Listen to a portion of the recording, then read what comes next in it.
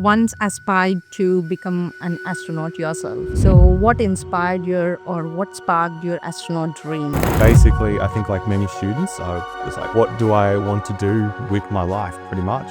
What am I going to do with the degree I'm earning? And the thing that I realized was there was one thing that I would regret not trying to accomplish, and that was to try and become an astronaut. I'm more connected into the human spaceflight sector than I ever was, in touch with astronauts, in touch with people in astronaut training, trying to create actually an organization and a business that is engaged in building human spaceflight capabilities. I came up with it when I was on that journey of wanting to be an astronaut. First of all, was like, where do people go if they have that ambition?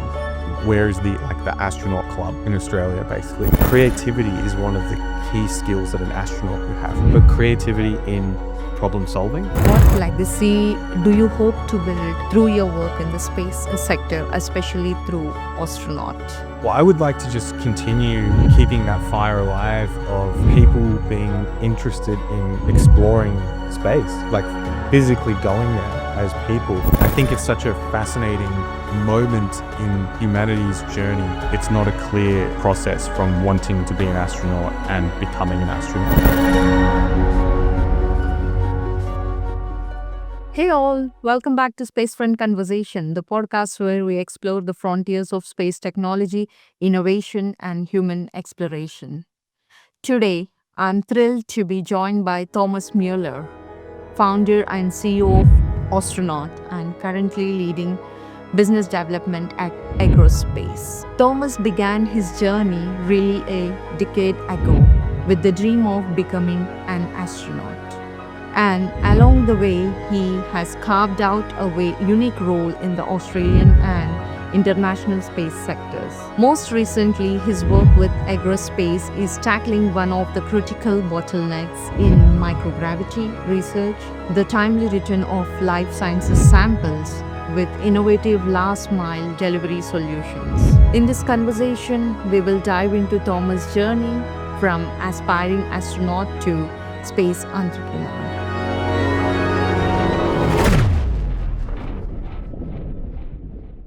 Thomas, welcome to the show. Let's start at the beginning, before Astronaut, before Aerospace. So, with your own journey, you once aspired to become an astronaut yourself. So, what inspired your or what sparked your astronaut dream? Yeah, okay. Thanks for the question, Divya. Yeah, that is where everything all began, probably about 10 years ago when I was studying at university. And basically, I think like many students, I was like, what do I want to do with my life, pretty much? What am I going to do with the degree that I'm earning? And the thing that I realized was that there was one thing that I would regret not trying to accomplish, and that was to try and become an astronaut. At that time, I actually had pretty much zero idea about what astronauts were doing or what it involved to try and become an astronaut. I thought that maybe this was 10 years ago, so 2015, 14, something like that. I thought maybe 10 people had been to space altogether. I didn't even know, how many people had gone at that point in time. So that kind of motivated me to, complete my studies and really try to accomplish a lot of things at that point in my life. So yeah, it became a huge driving force in the next phase of my life. That's such a cool starting point. I think a lot of our listeners will relate to it. So coming to the next question, how did mathematics and neuroscience shape your path? Yeah, that's right. Yeah, okay. So at that time I was studying mathematics, or around that time I was studying at uni, and I sort of had these thoughts at the same time. Like, what do I want to do with my life, and what's something that I could do that would help me get to that goal? And I ended up settling on wanting to study mathematics, and mostly pure mathematics is what I studied. And I really, in general, I looked at it from a problem solving perspective. Of course, you would know with your engineering degrees, mathematics is a huge part of technology. And so, space, exploration of space, there's a huge amount of mathematics involved in that. So that on one side, the technical aspects, but on the other side, I just wanted to challenge my brain. I wanted to do something which I knew was probably at the limit of my capabilities and was going to require, determination, grit, hard work, persistence, perseverance, and something I'd look back on and be like, I really struggled to accomplish that. And I saw that as something that, first of all, were traits that astronauts have.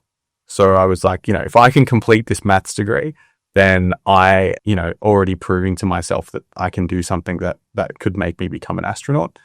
And the second thing was I saw it as like a training tool for becoming a problem solver. I saw it as like going to the mental gym. I was going to the mental gym every day and lifting weights for my brain. That's what I saw it as. And that actually shoehorned really nicely into the neuroscience stuff. And I ended up working in neuroscience research as my first job, basically out of university. It was on the molecular neuroscience level, so not so much on the level of cognition, but it was interesting breaking down. So it was a dementia research center. And so it was really interesting breaking down like cognition into the little, cellular blocks that are the neurons and trying to understand like how does that all fit together. But just taking a step back, as a brain training tool, I think that fits really, really nicely in with neuroscience and basically, how do you train your brain to be better at problem solving, a more positive thinker, to not give up when you approach, challenging situations. And so, yeah, I think I was thinking about a lot of that stuff during mathematics, trying to solve problems. I was trying to figure out how can I become better at this? How can I motivate myself and optimize my mind to be better at doing these mathematical problems? And at the same time, abstracting that out into how does that work for everything else? How do you optimize your thinking for any kind of problem solving in life? Yeah, I love how your path wasn't linear, but it all connects to space. So do you aspire to become an astronaut yourself one day? So there was a point in time where that was 100% everything I was doing, every single moment of the day.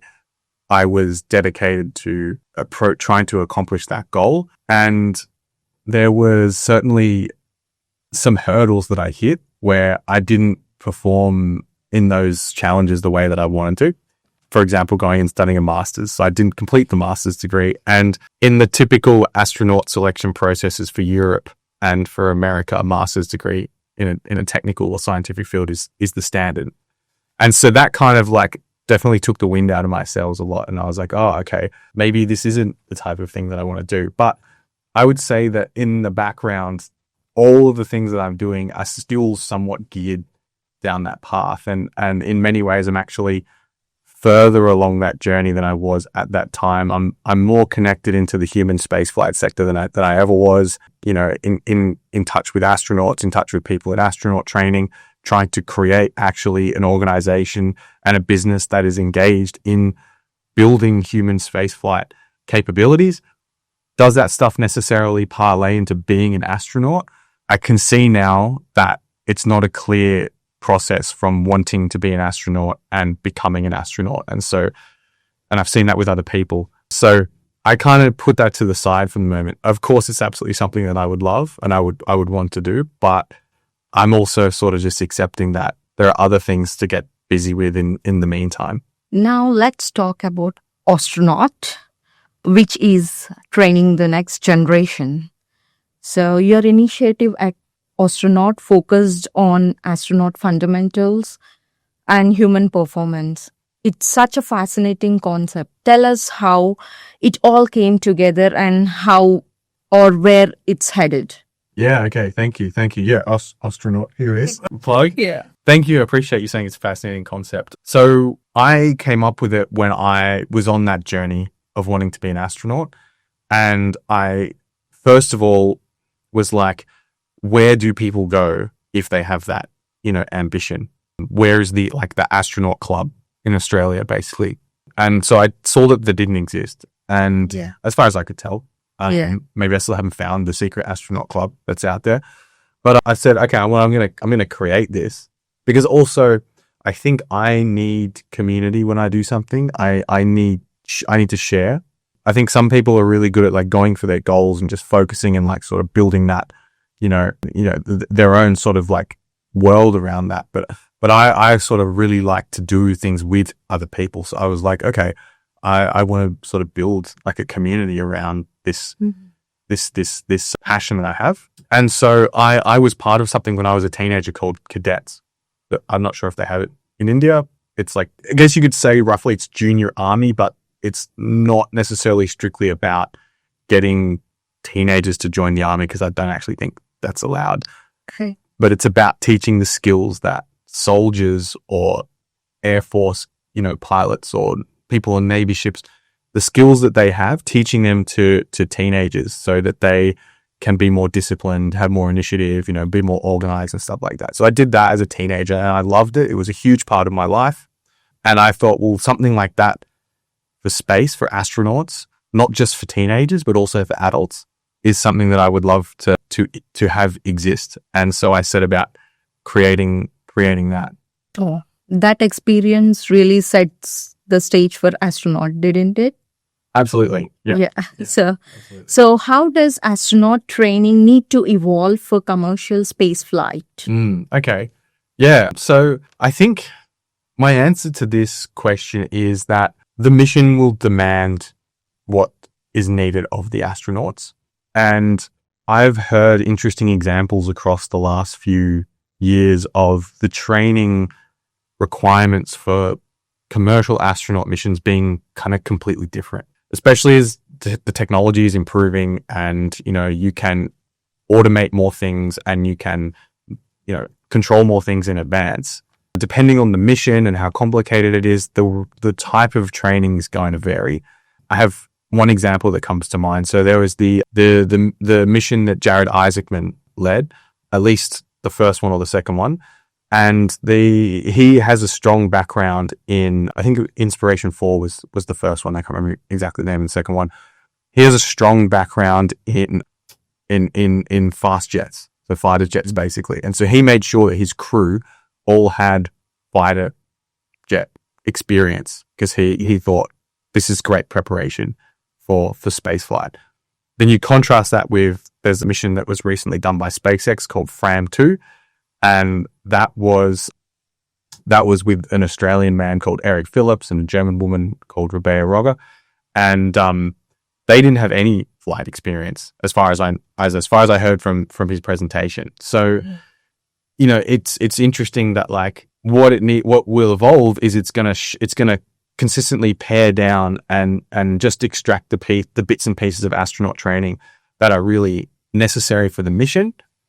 And in contrast with Austronaut, what I've been developing, something I only found out along the way is that originally I thought astronaut training would be a lot about like getting people outdoors and putting them through survival skills and making them, more capable team players. And there is a small element of that in the big astronaut training, the real astronaut training.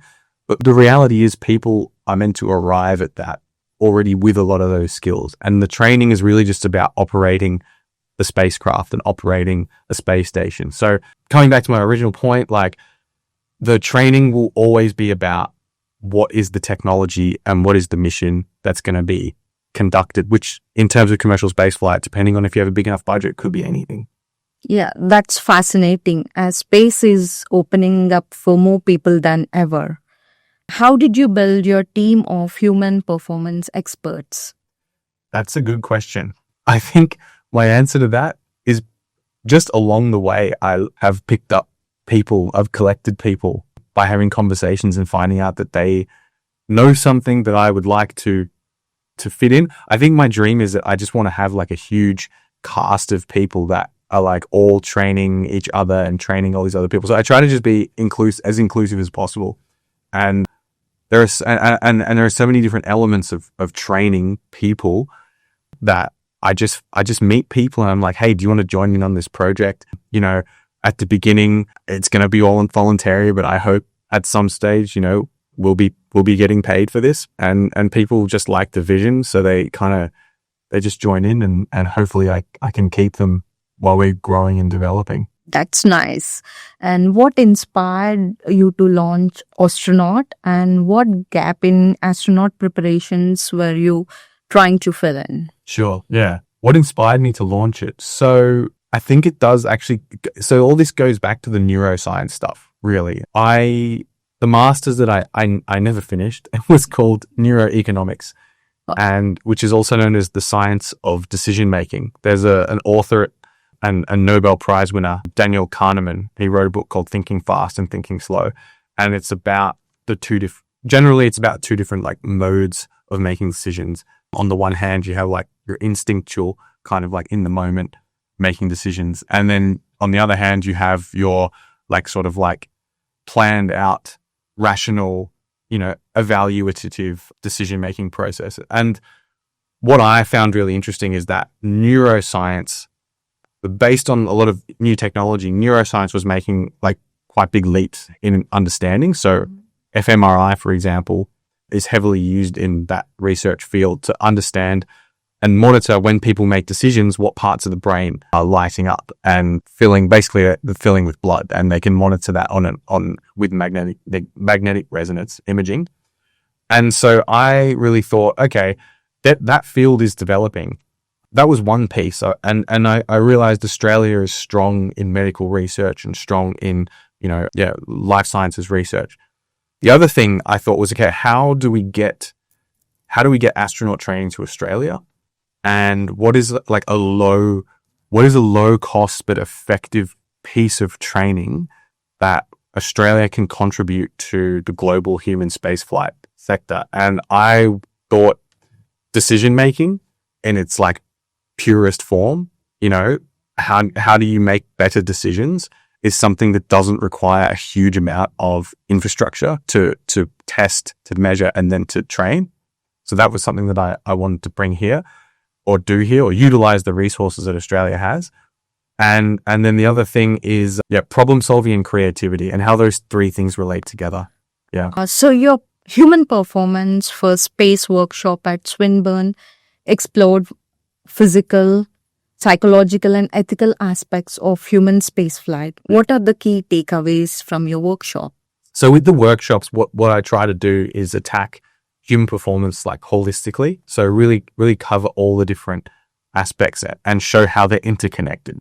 And for example, good nutrition supports the brain, for example. Yeah. Good physical activity also supports, the brain, and how these types of things, when done in concert, have like a greater effect than the sum of their parts. And so, we looked at all these different aspects. There's physical performance, as you said. There's teamwork. There's psychological effects, and even looking at going back to the neuroscience that is involved in team building. Like what is going on there, and how do you optimize that and support that and develop it? So, that was there's always so much time for more content in those workshops. There's never enough time for all the experts. We had so many great experts there.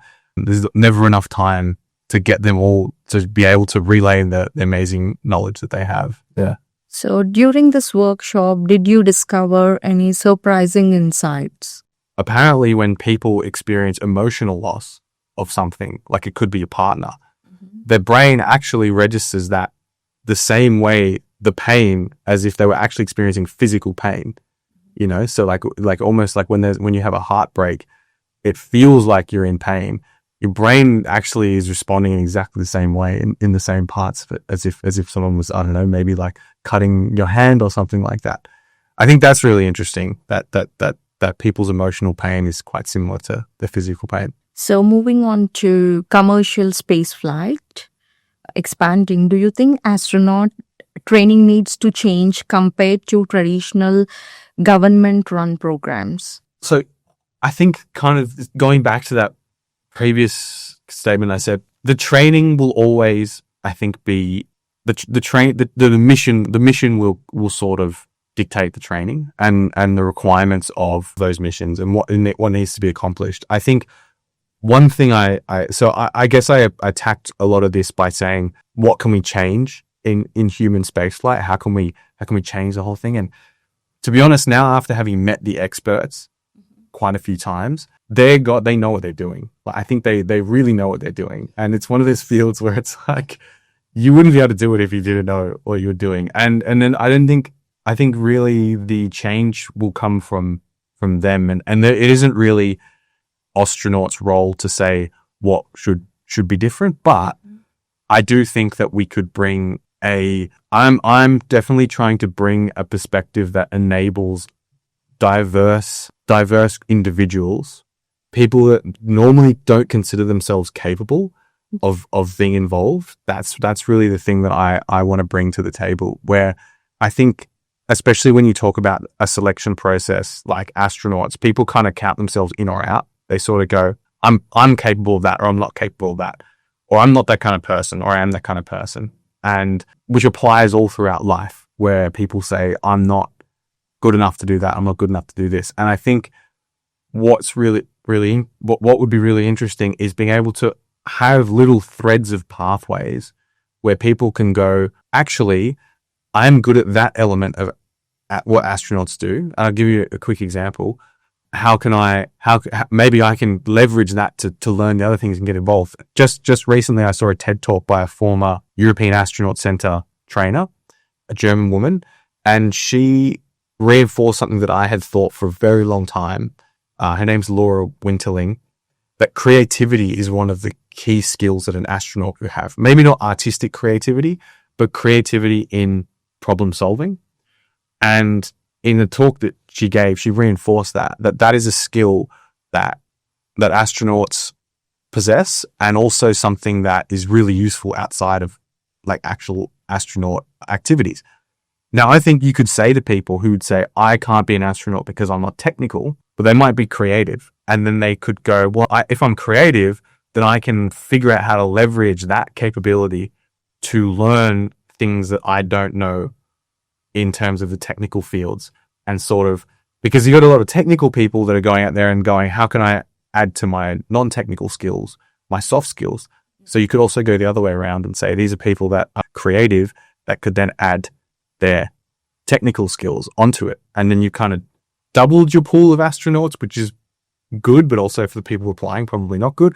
But it gives people the opportunity to believe and still participate and say, well, maybe I can actually accomplish that. That's on the government astronaut side. Yeah. Yeah. We believe we become what we believe. Yeah. So, Right. So, moving on to next question.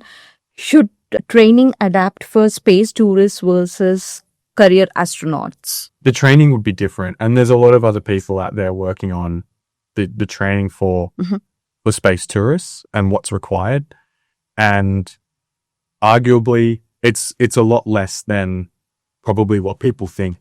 What they do have issues with is when people participating in human spaceflight have to inhabit the same areas as the career astronauts. They've had, I've read plenty of debates in WhatsApp groups with Space University people about what it was like when the first Axiom missions went to the space station, and you had the commercial trained astronauts in the same space as the career astronauts, and the things that they have to consider, who's operating the thing, who's just only operating within the modules. The commercial astronauts, if they visit the space station, they're given like the minimum training to sort of be safe and what happens in an emergency scenario, but in occasions they need an escort to take them into other parts of the space station and things like that. So, that's just for space station visits. Then you have commercial missions that orbit the Earth, and they'll have their own, like the Fram2 mission, they'll have their own requirements for training. And then you'll have the suborbital kind of like, short duration kind of missions, and they'll have their own type of training. And so I think, it'll always depend on what the spacecraft is, what the mission profile is, who else is going to be there, what they're going to try to accomplish. And that will naturally change based on what is required to be satisfied for that. So, according to you, what role do you see astronauts playing in the future? What role do astronauts play in the future? Okay. Well, I think one of the interesting questions that maybe precedes that, which is also a can of worms out there at the moment, is what exactly is an astronaut? Yes. So, because the traditional definition is somewhat changing. I had a long conversation with someone recently about, okay, a good definition could be a astronaut is someone who operates the spacecraft. I think we found a few caveats to that as well. But I mean, Katy Perry copped a lot of flack for her recent, flight and the other people in this. So she came, well, I think she said she was an astronaut, but in reality, the FAA wouldn't be qualifying her as an astronaut, as they don't qualify many commercial people anymore.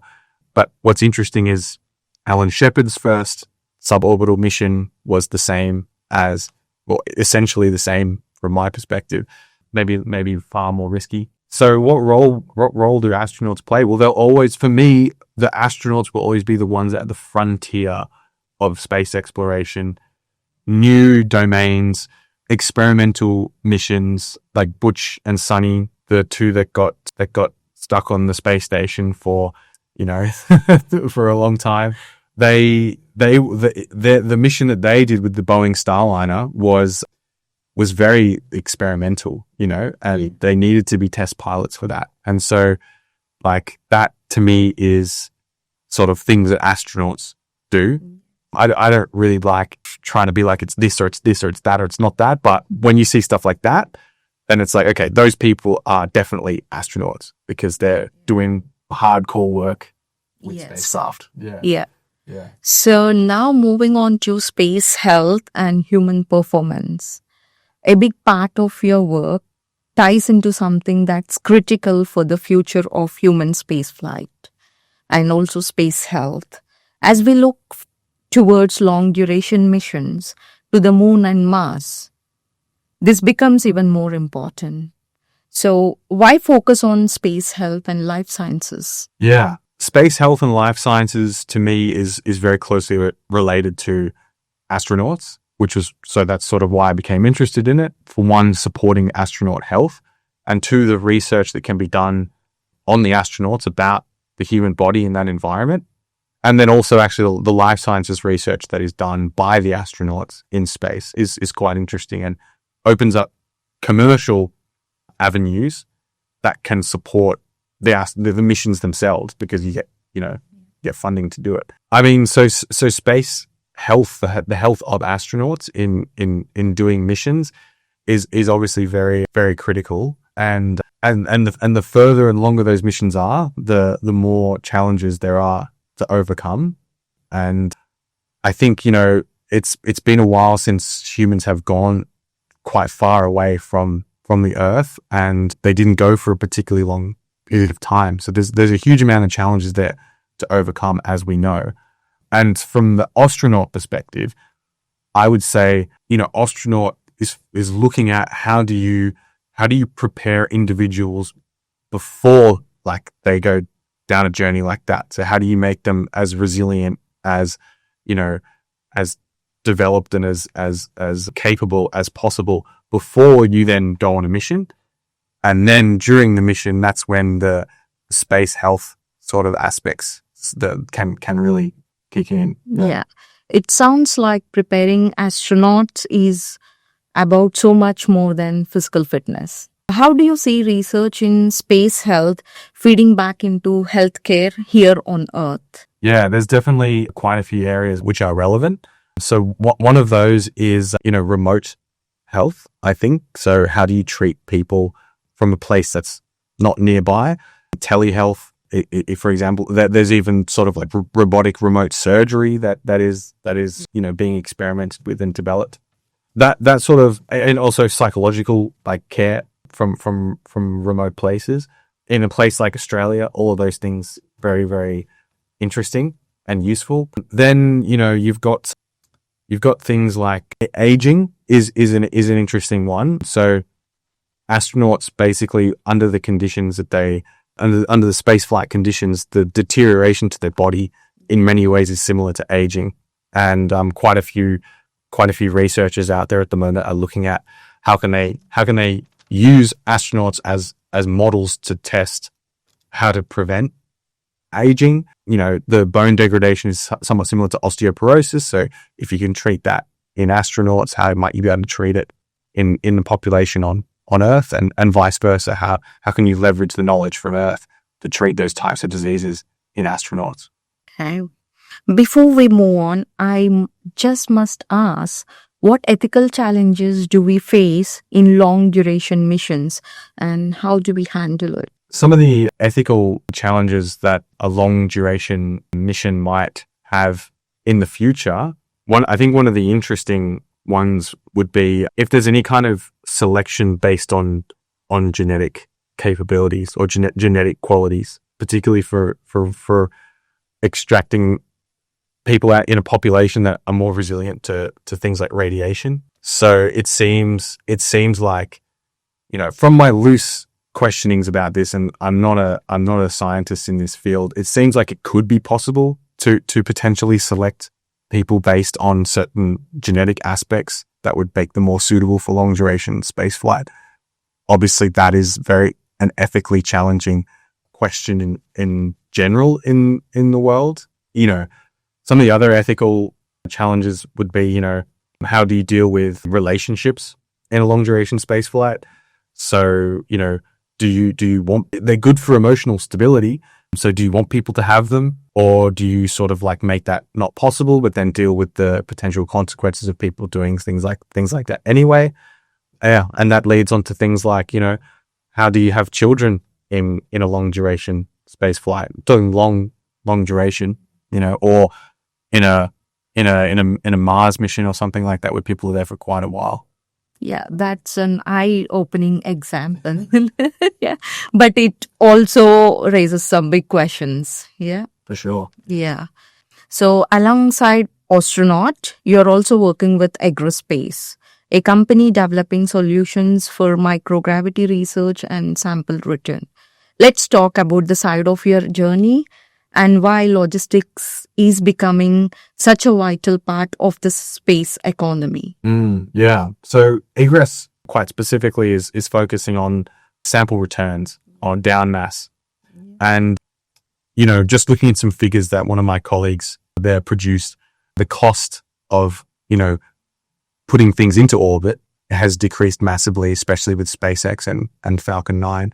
But the cost of bringing something back is still very high. And more people, are interested in doing space research, life sciences research, or even material science and things like that. And often they obviously want to get that stuff back so they can look at it, do other experiments on it, etc. So there's definitely an opportunity there for reducing the cost of returns and making that more accessible to the wider population, the wider market. And in particular, egress is focusing on doing that with on-demand and with precision return. And so being able to get, like at the moment, as far as I understand, most of the experiments that you might want to get back, you have to return them usually with a crew return. There might be other methods, but I think usually they come back with crew capsules. We would be looking at having an on-demand experiment return system, so people can get their experiments back when they want it. And then the second thing would be precision return. So once it's through the atmosphere, a conversion into a UAS, unmanned aerial system, that can then bring the payload back closer to, or more precisely to where you want it. And the benefit of that is then, being able to get it back where you need it and getting it back quicker, which is important for life sciences research. Yeah, I really love that. And it's a great bridge to your current role as well. Right. Yeah. Yeah. So what delays currently exist in returning samples? What delays exist in returning samples? Well, at least on the ground, where the capsule with the samples returns to is usually not the place where the researchers are. I would assume almost never it's the place where the researchers are. So first of all, just getting it from that location to the researchers, simply the distance is a bottleneck. But secondly, as well, if it's another country's property, there's a whole lot of regulation issues, often biosecurity issues, especially if it's life sciences, and then you've got to get things through customs and all that kind of stuff. So that takes time, and if it's even possible at all. And then the cost of that is quite high. So yeah, that's what makes it an issue fundamentally. Yeah. So, according to you, how do those delays affecting the validity of the result of these samples? Well, I think in the first case, often they're just with life sciences experiments, new material sciences, it's different because if it's an inert thing, then you might be able to just return it back to you at any point in time. But with life sciences experiments, for example, there is a certain period of time before the sample's just not, they're just not useful anymore. Yeah. And then what they've experienced along the journey, changes in temperature, different vibration, handling, all that kind of stuff, probably invalidates your ability to actually look at the samples effectively. Yeah. Okay. So far, how does the drone last mile solution transform research? It will transform research because a lot of people that are doing life sciences research will be able to get their results back quicker. They'll be able to get them back with higher quality. They'll be able to potentially do further research on those samples, potentially doing further research on other people's samples and experiments as well. So I think that will open up a massive amount of opportunity for high quality research from space. And that'll have a flow on effect to, astronaut health, new innovations that'll be used on Earth, and just the industry as a whole. So do you see this model scaling to other industries like pharma or biotech? Within space, or you mean outside of space? So within or outside of space? I mean, I could imagine that one could deliver pharmaceuticals using drones. I know there is a project in development about delivering blood by drone on a battlefield, for example. And so that's there are many ways drones could be used to make things quicker and more precise in terms of their delivery, for sure. Yeah. Mm-hmm. Yeah. So, and I think that's challenging. It is challenging. Yes, definitely challenging. I mean, the whole concept of returning things by drone from space is very challenging. Yes. Yeah. Discussing on policy, ecosystem, and Australia's role. You spent several years at the German-Australian Chamber of the Industry and Commerce, building international collaborations. I would love to hear your perspective on how Australia fits into the global space ecosystem and what could accelerate our role in human spaceflight. So I've been involved in the space sector for about 10 years now. Mm-hmm. And one of the things from the very beginning that made me very interested in the Australian space ecosystem was you had a lot of people, it could just be the Australian attitudes of wanting to just build their own organizations, and just there was enough of a entrepreneurial spirit and probably enough of a know-how and kind of DIY attitude for people to sort of go, oh yeah, I'm going to do this space project and I'm going to make a company and just get on with it. And I think that's always been kind of like a unique hallmark of the Australian space economy, is that startups and trying to innovate, is very common. And I think that is also what, for example, when I was working at the German chamber, what Germany liked about Australia, or the German economy, the German space sector liked about Australia, was that there was sort of we felt less inhibited, in that regard. We were more comfortable with just trying to create new things. And so I think for me personally, I always think the strength of the Australian space sector, whilst people talk about the big projects being the driving force, I always think it's actually the little guys that are the ones that are driving the ecosystem, and they will never die, because of that's just individual spirit. So I think that is, first of all, what the Australian space economy is all about, and what that can bring to human spaceflight. Well, I mean, you heard what I thought the unique elements that Australia has in terms of neuroscience research, and also the I think there's an Australian attitude about being in such a wild country that can also be brought to human spaceflight. So on the one hand, human spaceflight is very much checklists, procedures, Everything is organized. Everything is, pre-calculated, and you got to follow the plan and execute. But I also think there's a strong element of you have to be able to think outside the box.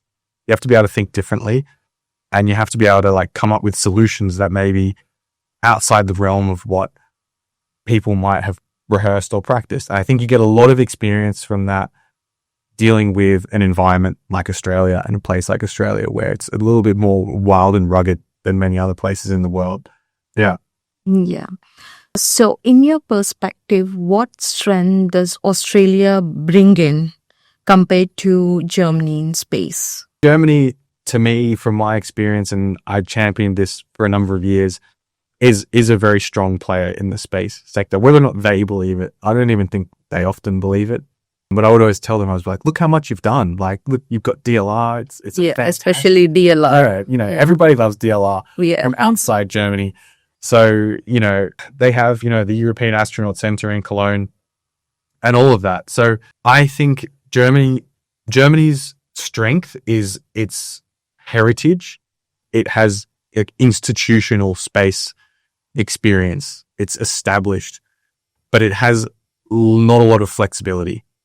And I think even the people that work in the German space sector get frustrated about, at least not in the startups, but within DLR and sort of like the government, a larger organization, they get frustrated about the lack of flexibility. Whereas Australia has this flexibility. I think everyone always says Australia's space industry is nascent. I actually rather think that that's just the quality of it, is like that's just a quality of it, is that it's going to be agile, flexible, kind of can find little gaps here and there, make strong innovations, and then connect into like institutions globally. I think that's sort of our niche. Yeah. Yeah. So how important is International Space University for building global space networks? I think it's an incredible organization. Just every time I'm involved in something that's ISU related, I'm blown away by just how deeply connected it is as a network, and also often how people can join and very quickly become embedded in the space industry, and globally as well. So people are just moving around from country to country, joining companies here, joining companies there. And, any space university program you go to, there are people from all over the world, from every single continent, people I would never meet otherwise, and it's a very important meeting place where otherwise often in the Australian sector, there's a very strong philosophy towards sovereign capability, which I understand. You do need that, especially when it comes to defense. But I personally believe international collaboration is more of the way forward. Yeah, such a practical innovation. Yeah, and it shows how global the space industry really is. Yeah. Absolutely. So, any standout stories from your time teaching at International Space University? Yeah, definitely. I mean, I always loved meeting astronauts. And I think my favorite story ever will be, I got to spend like 20 minutes or so in a car with Buzz Aldrin. And so he was the former chancellor of the Space University. And he came to visit when it was in Strasbourg in 2019. And he was staying in a hotel in town, and the campus is a little bit outside of town. So someone had to go and pick him up from his hotel, and there was someone designated to do that. And then one Sunday, I think it was, they said, they sent me a text on like Google Hangouts, I think it was at the time. Do you want to come pick up Buzz? And so I was like, absolutely, I do. And so I got to spend 20 minutes in the car with him, chatting with him. Like, we had a really solid conversation, which I was told later on we actually did have a good connection. So yeah, that was certainly a profound moment amongst many, many amazing moments with people and places. Yeah. Yeah. So does alumni networks open unique doors in the space industry? That's a new journey for me, actually. So I took over in conjunction with someone else, the head of running the Space University Alumni Network for Australia and New Zealand. And we're sort of just getting momentum now. And I organized the space conference in Korea for the ISU just recently. And now I've got an event coming up with the IAC. So we're just sort of getting momentum to see how can we bring everyone together? How can we maximize the network and leverage that? And yeah, so that's still to be continued, I think. That's challenging and interesting. Yeah. Yeah.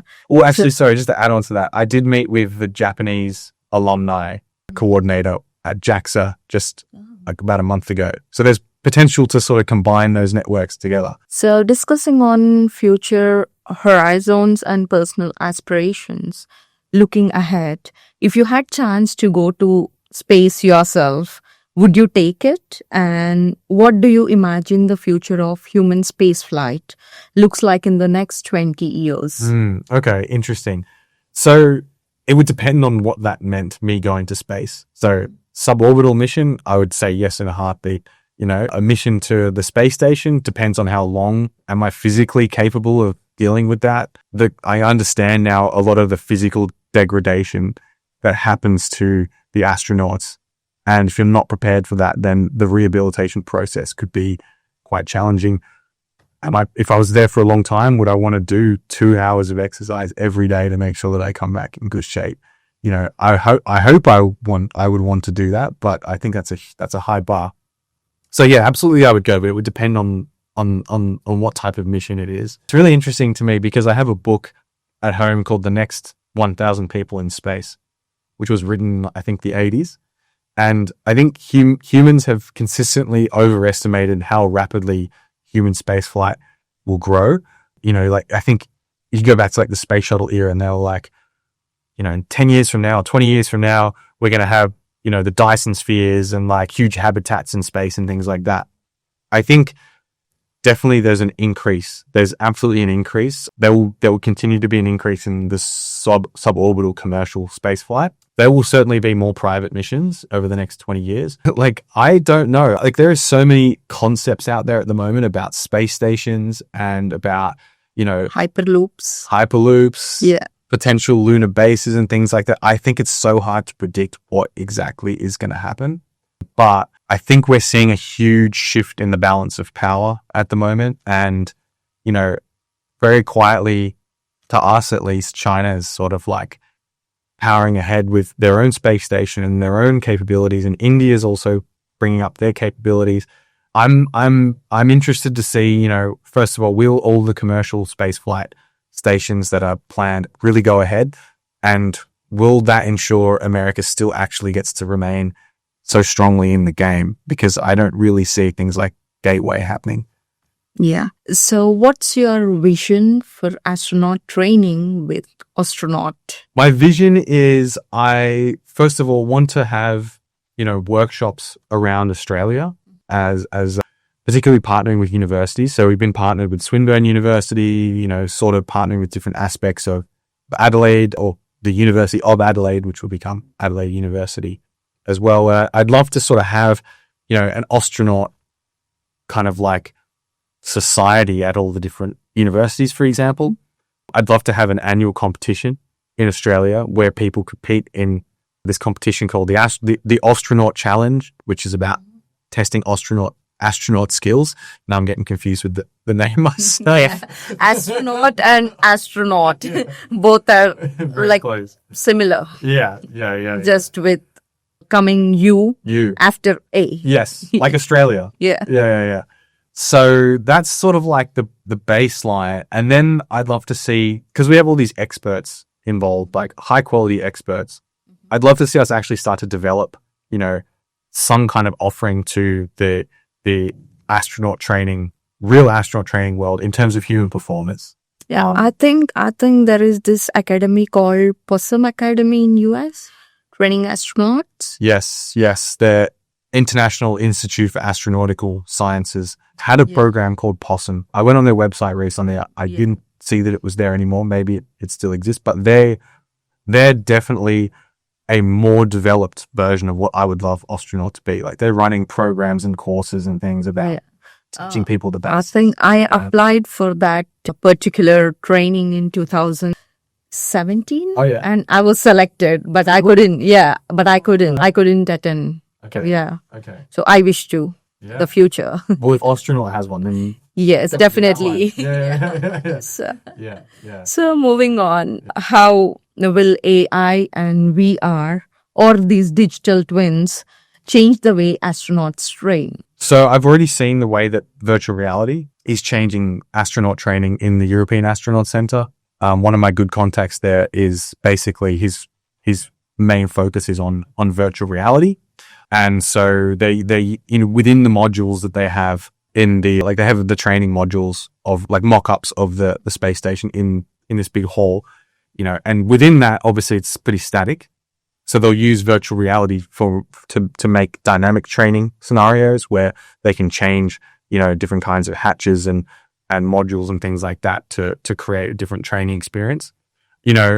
Digital twinning, well, that would sort of feed, I think, into that VR aspects where you could have someone somewhere else who's developed something that needs to be tested or train an astronaut needs to be trained on, and they'll use that in the astronaut center. Yeah. And of course, AI. I mean, listening to the previous podcast, I completely agree with Professor that AI will touch and change everything. There's just no certainty about what exactly that is. Yeah. So if you could design a training center here in Australia, what would it look like? I think one of the visions I had for Astronaut really is actually for it to be route distributed. I really like efficiency, and I would argue that there's already a lot of the resources within Australia that exists. Would it be global in scope or uniquely Australian? I think there's definitely the possibility for international partners. I think that would be awesome. But what I would love to see is, in this case, the Australian capabilities forming the foundation. And that's sort of what I wanted to achieve with engaging with the universities. Amongst them, they all have these different elements that you could use for astronaut training. Yeah. Whether or not that's like research capabilities, monitoring tools, simulators. Swinburne has a flight simulator. Deakin has a centrifuge. Another university has something else. Another university has something else. And you sort of network all of that together. Sure. And you sort of have a distributed training center. Yeah. Before you need to build anything new. Yeah. So what excites you most about the future of space health and life sciences? I'm really interested to see if we can, there's a lot of hype at the moment about the idea of manufacturing and finding new medications from protein crystallization in space. Right. I want to see if we can actually, I'm a big believer in researching for the sake of just learning, but we're also really interested just generally egress in the space sector. Can we cross that bridge of that new knowledge being commercializable and therefore be able to generate money from it? I think that's I really interested to see if that's possible. Yeah. So zooming out a bit, what's your bigger picture vision for astronaut training and human performance? I would love to see someone be trained underneath astronauts' vision. You will definitely. That goes to space, Yeah. And using the method and philosophy that we have. Kind of like I'd love to train an underdog, someone who doesn't believe it. And then you kind of go, this is how we're going to make it happen for you.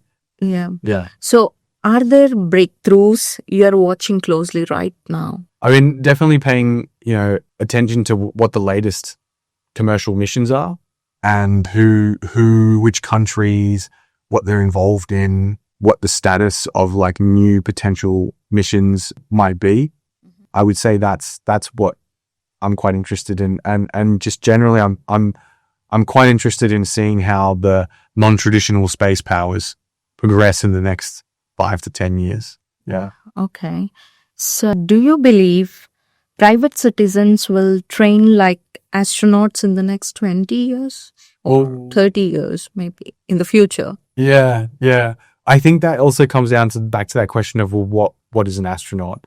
And I think almost by definition, the ones that we historically considered to be astronauts are not exactly private citizens in that to do the really complicated stuff, to do the really challenging, super cutting edge stuff, you you probably got to go through a program where there's a huge amount of funding available, which is why government programs worked. And the private citizens will continue to do more complicated things, but always like one step maybe behind.